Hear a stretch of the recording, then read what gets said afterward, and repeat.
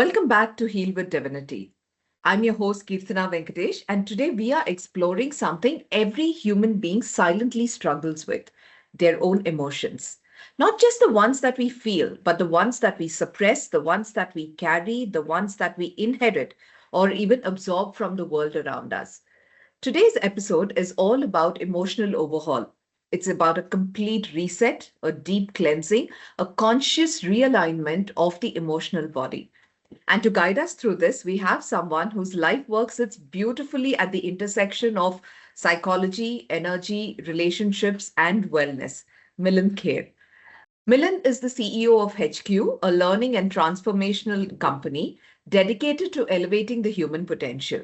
He is an emotional intelligence coach, an ICF-certified life coach, an NLP practitioner, and also a wellness evangelist who has spent years studying the human behavior from an energetic, relational, and psychological lens. Milind works deeply with the human mind, emotional patterns, and interpersonal energy dynamics, and he helps people create excellence not just in their profession, but also internally within themselves, spiritually, and most importantly, relationally. And what I really love about his approach that I have seen over the years is that he doesn't look at emotions as problems that need to be fixed, but rather he sees them as energetic signals that are invitations to grow, to recalibrate, which is very important, and to return to one's own self authenticity. So, Milind, welcome to Heal with Divinity. I'm truly honored to have you with me today. It's my pleasure, Keerthana. Thank you so much. So, Milind, let's get to the heart of this. So, when you say emotional overhaul, what exactly does that mean? And why is it so relevant, especially in the world that we are living in today? Yeah. So the most important thing is, let us consider the context of the word overhaul. When do we go in for an overhaul? Let's say, for example, we're talking about our car. We give our car for overhauling when we need to see that there are a lot of issues that need deep addressing. So it's a similar case in the human condition that, when emotions are completely in disarray, there is a need to not only get them sorted, but then also to get them aligned in a manner that we are able to then think positively and work constructively towards our future. So emotions get upset, and they can get upset at a very deep level. Uh, Very often, even if the brain numbs itself, the reality is that the body keeps the score, and therefore it's necessary to do a lot of deep work. And that there are chemicals involved also in this, like there is cortisol, and there is epinephrine, which is also known as adrenaline. So we have to consider the regulation of all this, as well as we have to consciously consider our own self-regulation. So that is why I believe that emotional overhaul is important. Absolutely. So, one question that I also get to work on, very often is that many people think that they've moved on from past emotions, but when I work on issues like, releasing the inner child, healing the inner child, or healing past traumas, I realize that most often than not, we don't move on from past emotions. We rather suppress them.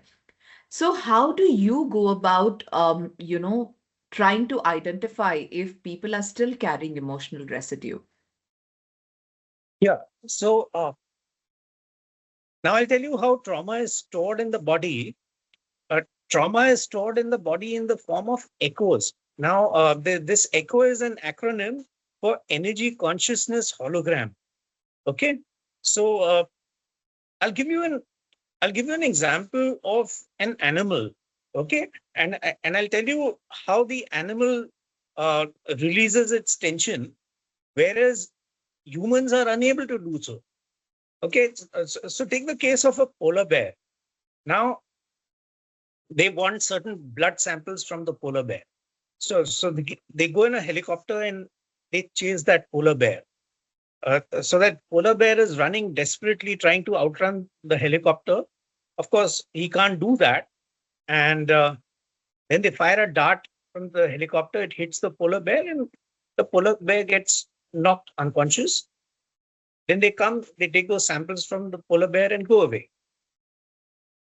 Now, the polar bear has had such a traumatic experience being chased by a completely alien kind of a vehicle, subjected to all kinds of alien noises, and then receiving that sharp dart and everything. But you know what? When it gets up, it's able to release this trauma. How? It just rhythmically and systematically shakes its body. After it shakes its body, it gets stabilized and then it trots off. So Oh, what has happened? All the energy which it needed for fight and flight and which had got trapped in its body, it's able to give it off. Now with humans, what happens is that this same energy which the polar bear gave off, humans don't give off and they store it as echoes in their body. oh, wow. This is so Huh. interesting. No, but that's actually true because you see, every animal, like I have two dogs at home, and my pets, I keep seeing them shaking constantly. Sometimes I don't know why. It's not because they're Hmm. shedding, but now I understand that. Thank you for sharing that, Milind. It's very interesting. Yeah, So, yeah, most welcome. Yeah. So again, Milind, I'm going to draw on your experience, with emotional intelligence. So how much of our emotional patterns are learned, and how much can we actually truly unlearn and reprogram? Okay. So there is definitely, you must have heard the term nature and nurture, right? Right. So the nature is the genetic part of whatever emotions and everything we have, and the nurture is the memetic part. See, genetics is what we carry in our genes, and memetics are what gets manifested as behavior. So it's roughly a 50-50. Now, the good part is that what we have genetically inherited, we can change it. We can change it through a science known as epigenetics, Right. where we actually teach our DNA to transform itself. Okay, so so therefore the good part of it is that any drawbacks that are there through therapy and through treatment, they can get changed. Absolutely. Absolutely. No, no, no. That's very true. And in fact, epigenetics is also a place where I work on very closely. It's one of my very high areas of interest as well. So, Uh, Milind, I'm sure you must have come across, people facing very powerful emotions. In fact, they have a lot of fear facing painful emotions. So, how do you help someone confront what they've been avoiding without, getting stuck in it again? Yeah, so this emotional overhaul protocol, it's actually a very complex one. I've done the beta testing of it, and I'm tested it successfully, and I have to still do more work. But to summarize it, as of now, there are three dimensions that I'm using, Kirtana. So one is talk therapy, the other is somatic experiencing, and the third is matrix re-imprinting. So talk therapy is, I mean, just like all these psychologists, they do CBT and they do REBT and these kind of things. But as an emotional intelligence specialist, I do it in a slightly different manner. I'm more onto the coaching mode rather than the counseling mode. Okay, because I believe in that thing. You give a person a fish, you feed that person for a day, but you teach the person how to fish, you teach them for a lifetime. So the coaching approach always is more of an enabling thing rather than an advising thing. So that is one. That is the talk therapy. Then somatic experiencing, like I told you about those animals, what I have discovered, and I've discovered this personally for myself, is that if I do an intense workout, Kirtana, if I do an intense workout, irrespective of how badly I'm affected, at the end of the workout, I find that I'm feeling much, much, much better. So definitely all these patients, I tell them to be able to, if they can do dance to some salsa music, so nothing like it. That's happiness at two levels. But even otherwise, they can go swimming, cycling, walking, whatever. So that somatic experiencing is there. The third one is a little complex. Okay, that is matrix reimprinting. Matrix reimprinting is where we go and talk to that echo. Okay, so suppose somebody has sustained a traumatic experience when they were, let us say, 6 years old. So you have to go and make the patient go back to that stage of 6 years. And this patient has to talk to that child who's 6 years old, and they have to establish a meaningful dialogue between themselves, the patient and the echo. Right. No, this is yes, this has a lot of echoes again, if I might use that word to, what we do with inner child healing and shadow healing. So, and I find that very effective because when you heal your childhood traumas, right, automatically all the other issues also get healed. Yeah.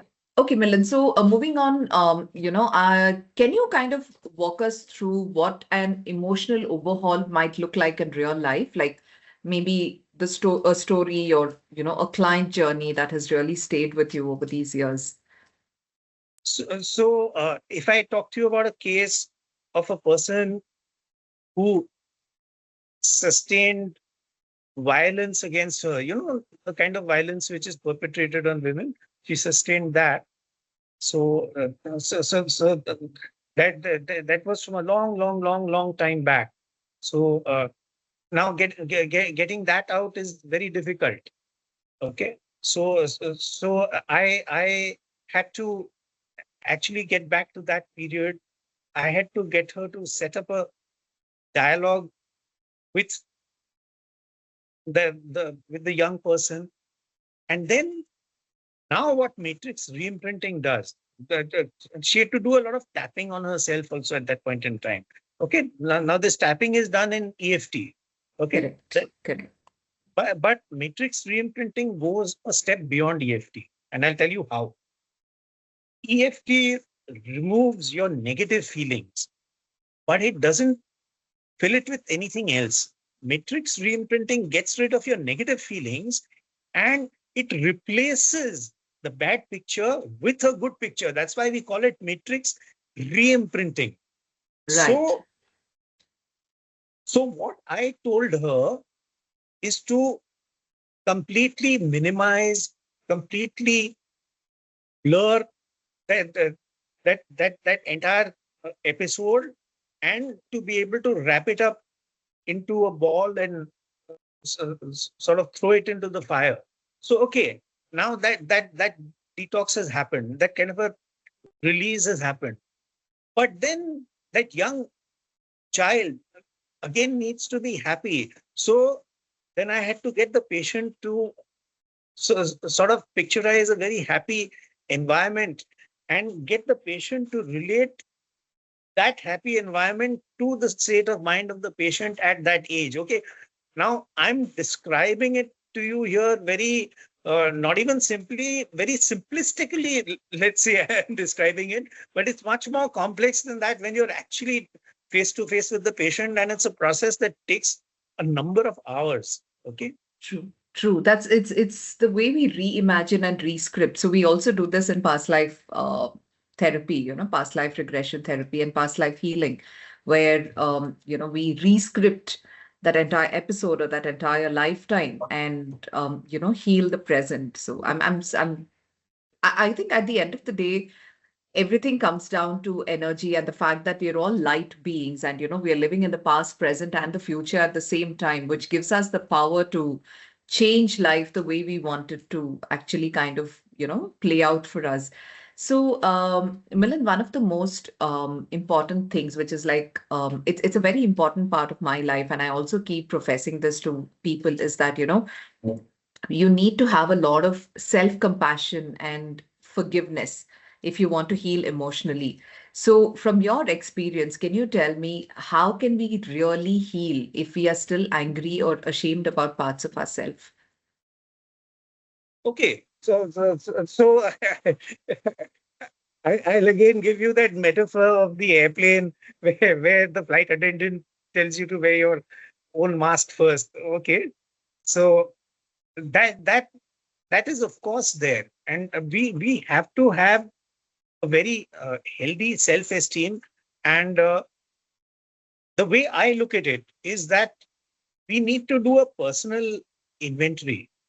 If we do a personal inventory at the end of each day, and we see where we stand with respect to how we treated others and how we treated ourselves. Okay, how we treated others is still something we look at, but how we have treated ourselves is something we don't very often review. So so I think that is where we need to review. And then, we are able to forgive others, but we tend to be very hard on ourselves.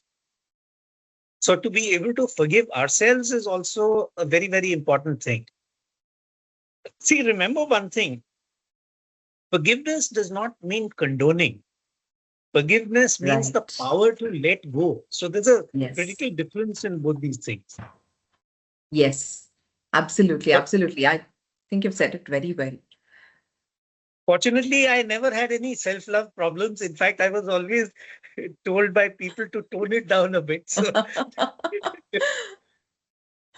Yeah, no, no, that's true. That's true. I mean, it's very important. If you don't love yourself, how can you make someone else love themselves? And if you are not healed completely, you can't really be a healer who can heal others, right?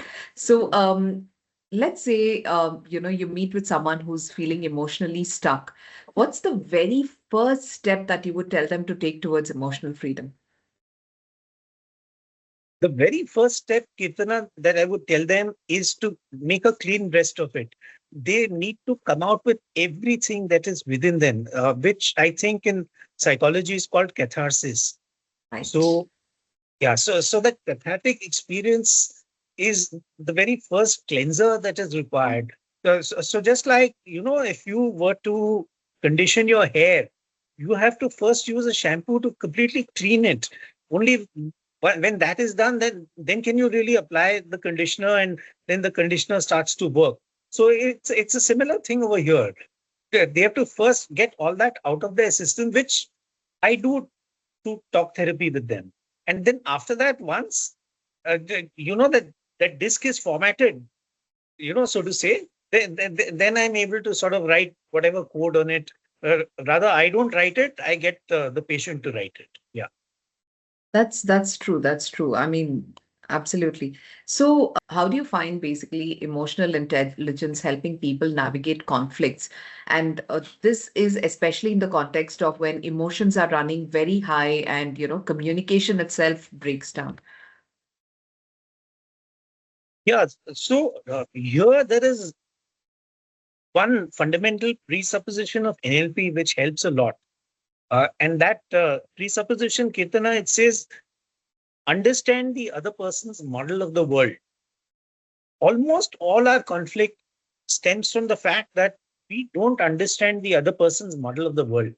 As soon as we are able to understand, appreciate, and respect where the other person is coming from, even if we don't agree, you don't have to agree, but even if you validate what the other person says, it makes a huge difference. See, the Bible says, no, a soft answer turneth away wrath. So the minute you're able to give that soft answer, it makes a huge difference to the way the entire receptivity of the other person is going to be.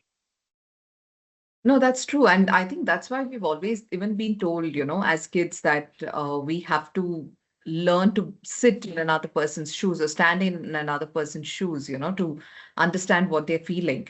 So, once someone has gone through an emotional overhaul, through this entire process, how can they maintain that emotional clarity in their everyday life, especially if the challenge resurfaces? So, so Kirtana, we are actually not just giving treatment; we are giving a cure. See, there's a difference between uh, in the field of medicine. There is a thing called treatment, and there's a thing called cure. Treatment is that you just address the issue for that point in time, but the cure is when you get the person completely out of it. So through the emotional overhaul, we actually get the person out of it, and we get the person to tell us exactly how they are feeling And they also and we also pose questions to them. If this situation were to present itself to you again, how would you deal with this? And we work to see that we have a satisfactory answer, because that is actually the true test of whether our overhaul has worked or not. So you asked a very valid question. We do the confirmatory test for the work of the overhaul. And once our confirmatory test is done, then it's unlikely that the patient will again get into that kind of an syndrome again. Right.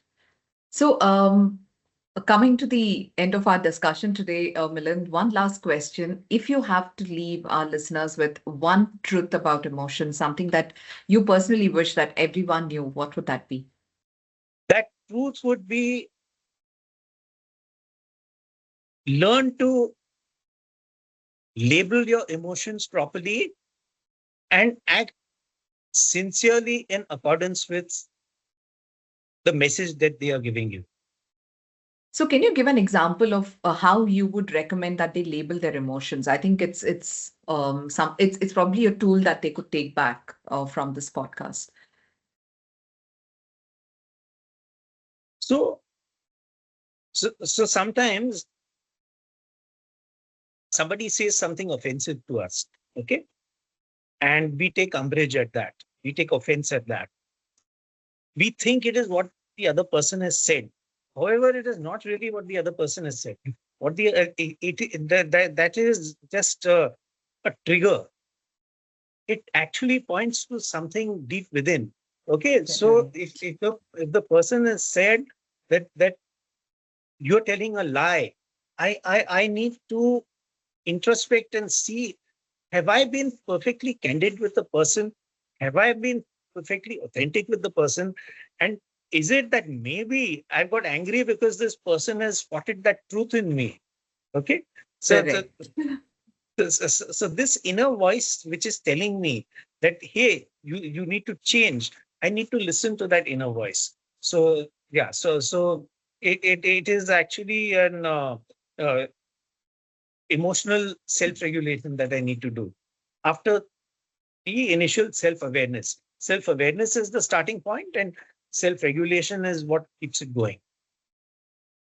That's so true. That's very true. Thank you, Milind, for this really powerful conversation and the kind of clarity that you've provided. In fact, I would say through this entire conversation that we've had, you've helped us see that emotional wellness definitely goes beyond just a psychological process. It is more of an energetic alignment and Yes, definitely a conscious choice of a person to return to who they truly are beneath all the noise that is going on at the head. So to all our listeners, please remember that your emotions are definitely not your weakness. They are your compass, and they're guiding you, nudging you, and they're inviting you to heal, to evolve, and to expand. So thank you once again for joining us on Heal with Divinity. Until next time, please stay aware, stay aligned, and stay, as always, stay divine. Thank you, my Milind. pleasure. Thank you so much. Thank you.